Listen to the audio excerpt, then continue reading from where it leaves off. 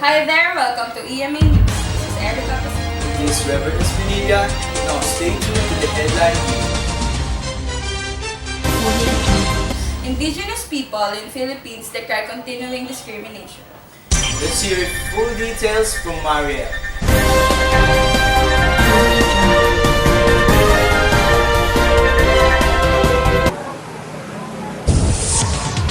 Today, the spokesperson of the National Commission of Indigenous People, Jillian Dunuan, had a press briefing about the continuous discrimination on the Indigenous people. Many have been killed as time goes on.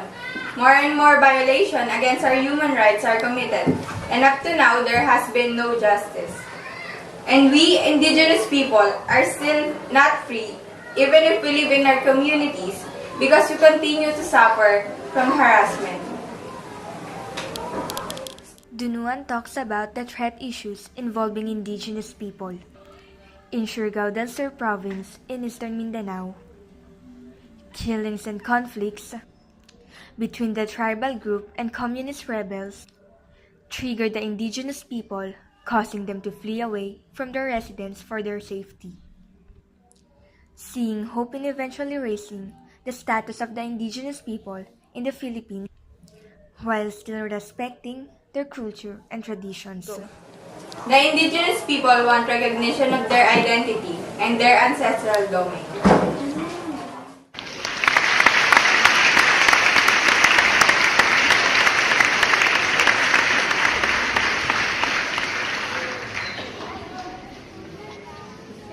Dunuan encouraging the government to provide an atmosphere where Indigenous people can fully exercise their rights. This is Mariel Fando reporting.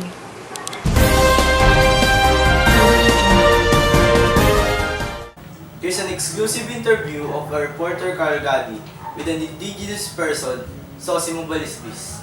An Indigenous person from Tobacco Albay regarding the superstitions and belief of their community. The Bicol region, also known simply as Bicol, is a region of the Philippines designated as Region 5. Bicol comprises 6 provinces, 4 on the Bicol Peninsula mainland, the southeastern end of Luzon, namely Albay, Camarines Norte, Camarines Sur, and Sorsogon, and the offshore island provinces of Catanduanes and Masbate.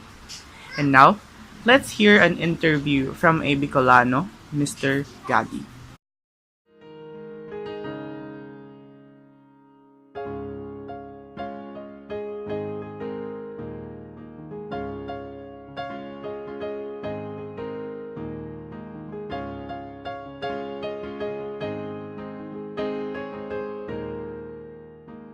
She was only 5 years old when her mother passed away and was 12 years old when her father died.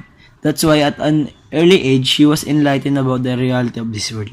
She decided to come in Manila at the age of 16 and work as a maid, just to provide the needs of her siblings. Despite of her tragic past, she happily agreed to do interview with the news team. Ano po mga paniniwala niyo sa Bicol? Yung kunyari po sa kung may patay, ganun, ano po yung paniniwala niyo? Karamihan sa amin, bawal magwalis pag nagpatay. Tapos, marami pang ganin sa amin, bawal kumain ng bilog kasi baka magkaroon ng bukol dito. Tapos, yung araw kasi sa amin, bawal magligo. Pero ngayon, hindi na pinagko namin, kahit ako nagligo namin. Ilang taon na po kayo dyan?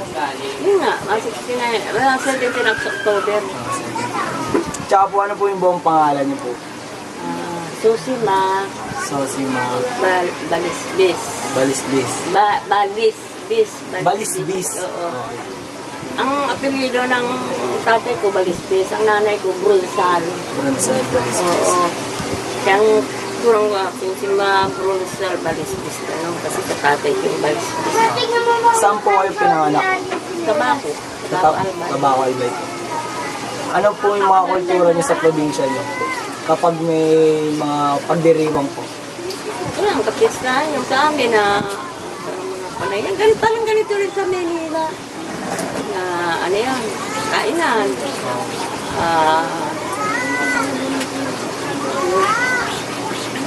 Ayun ka. Ano ang unang wikang ginamit mo nung sinilang ka? Nung bata ka pa?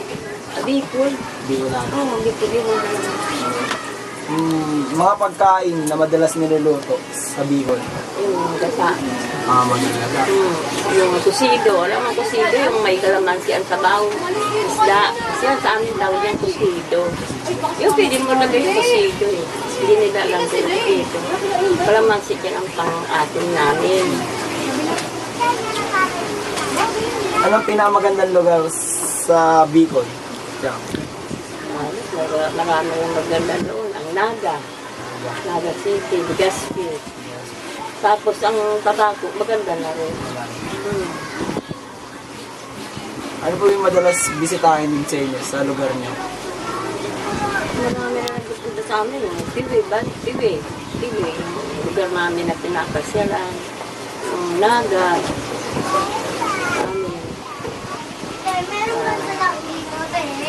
Tugsugon. Mayon. Tugsugon. Alam mo na, Tugsugon. Lugar yan ni Iskis Escudero. Tugsugon. Ayun lang po ito. Pupunti lang. Before, in their community, your children's plays and goofing around, and the adults are doing their provincial stuff, like farming and taking care of the animals. In their community, they are all helping each other. Quarreling is forbidden if you were caught fighting with someone. Even if you were right, you will still be the one who will be punished by your parents. One of the things that they can be proud of in Bicol is Mount Mayon. She has always loved the sight of Mount Mayon. When it expels smoke, they weren't afraid of it because their house is far from the Mayon. She's also loved the surrounding that is full of trees and clean because back then, in their community, every house should have a pit where they threw their trashes. And now, reporting the weather forecast.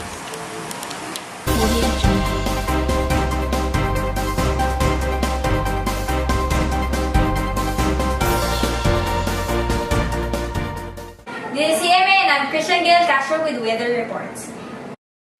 We couldn't ask for the better day of 25th of July. Right now, it's 27 degrees Celsius and clear. We're expecting blue skies throughout the day.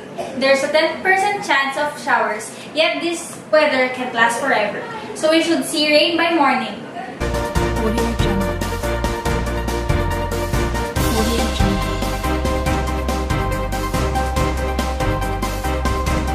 Don't forget your umbrellas. Thank you and have a good day.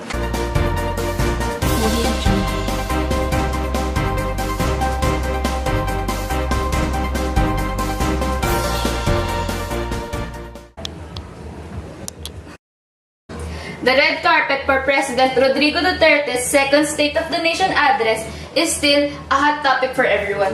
Politicians and their partners gathered at Batasang Pambansa on Monday, July 24, and they are mostly dressed traditional way.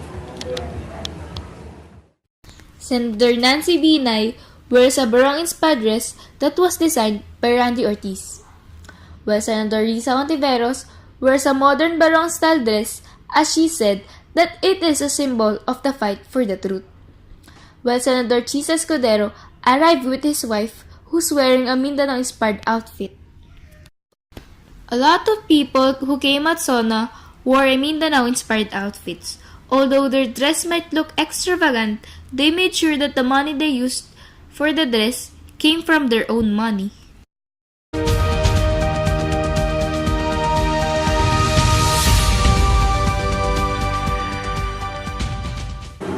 Based on the interview that our news team conducted, we knew that Bicol was rich in terms of their culture.